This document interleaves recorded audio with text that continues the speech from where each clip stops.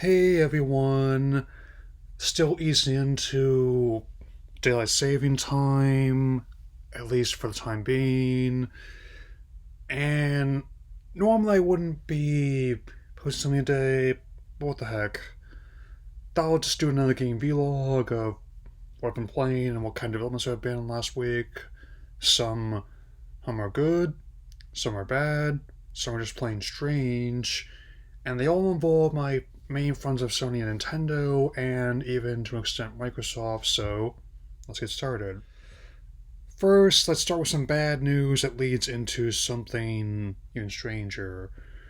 It seems that the Rooster Teeth branding is being retired after over a decade of use, who's by the current owners of Warner Bros. Discovery. Even though their podcast will continue for now, how the other shows will have to find a new home for, well, Legacy Content potentially host more.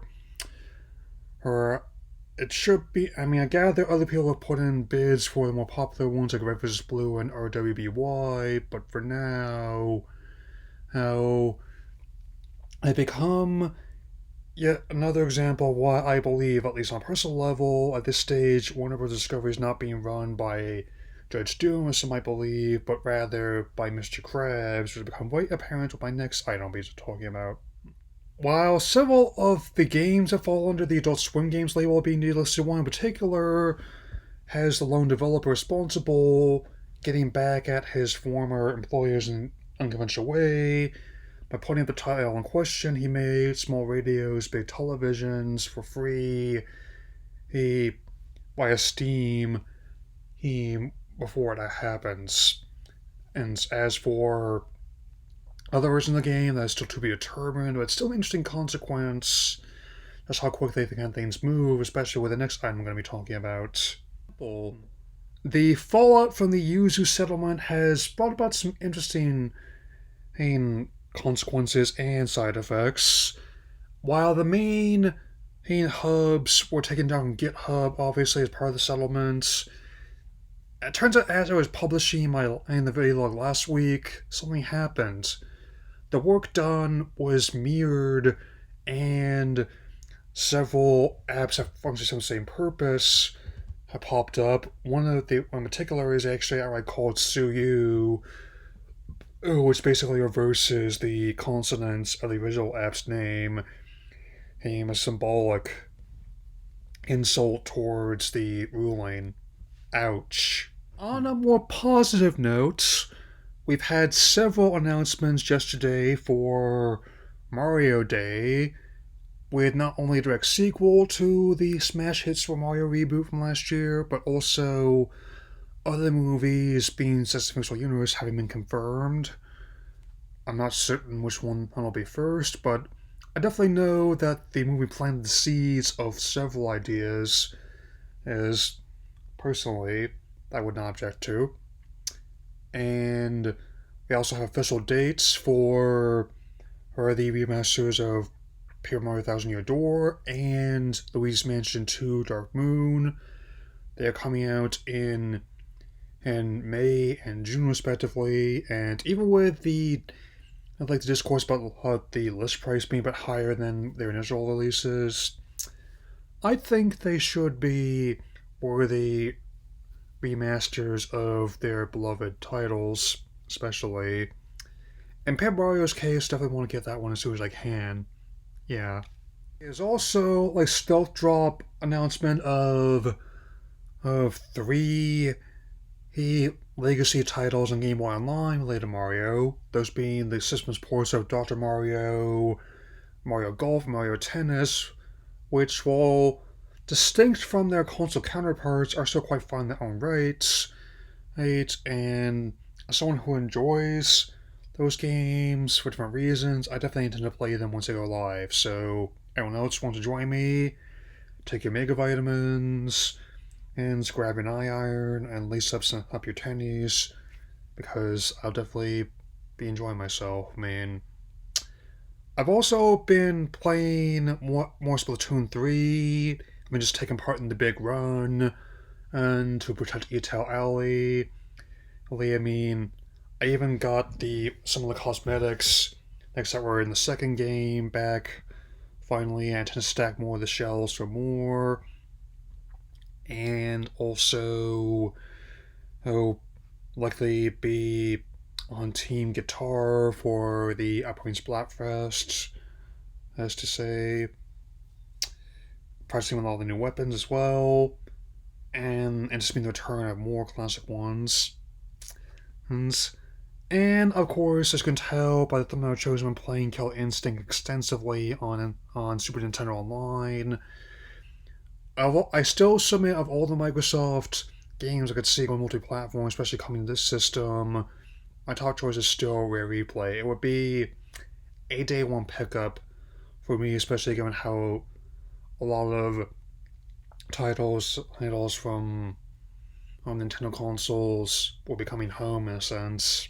Yeah. Moving over to the PS4 front, and I am definitely enjoying Sifu the most out of the PS Plus titles that have been given away this month. I also may make room for Destiny 2 The Witch Queen before the month is out as well.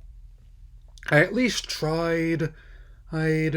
The other two games were decided what I thought about them, and as I thought, Hello Neighbor 2 was kind of justify my reason why I'm not a huge fan of mascot horror titles, especially not that franchise. Like, I know that each iteration of the game has some jank, but here, I don't think I've ever encountered a scenario where the basic mechanic doesn't really work properly. Hey, Wayne, I'm sorry, guys, you can't include stealth mechanics next to your game that are that broken. I mean, you can't give me an individual I'm supposed to avoid, then penalize me for trying to avoid them. I mean, I think something like the positional whole mini map I could have in Metal Gear Splinter Cell would have really helped a lot. Or at least ones that are easier to read. The Formula 1 23 was a bit better, but if you're like me, Codemasters has some of the most complex of all the sim racing titles I played. I'm able to work with Forza and Gran Turismo fine, but I think I might need a bit more practice on that one before I start pick it up again, personally. And the Star Wars Battlefront Classic Collection is going live on Thursday. I definitely intend to make videos on that. If it happens, I may even stream some of them, like I did with Metal Gear and Tomb Raider as well. Oh, and that being the case, I am also getting back into Dragon Ball FighterZ, especially with the recent loss of Toriyama.